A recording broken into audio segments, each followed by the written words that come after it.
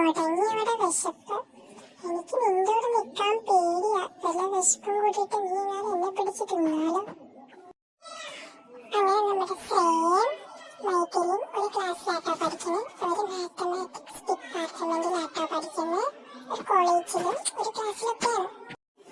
അങ്ങനെ ഒരു ക്യാൻറ്റീനിൽ എല്ലാം കഴിച്ച് അവിടെ നിന്ന് പോയി.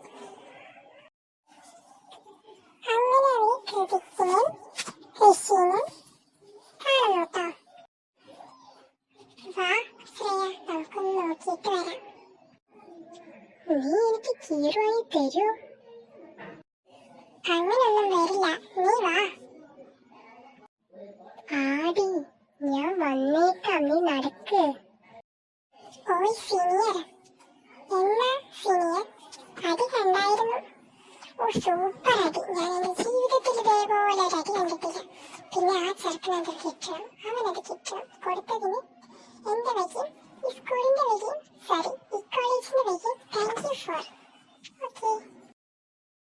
നിനക്ക് എന്നതാ വേണ്ടേ? നീ ഏതാ? നീ ഒന്ന് പോയി തരുമോ? അല്ലെങ്കിൽ വേണ്ട, ഞാൻ പോകാം.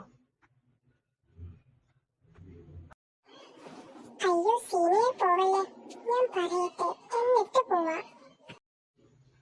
ആ പറഞ്ഞു തൊലയ്ക്ക് നീ.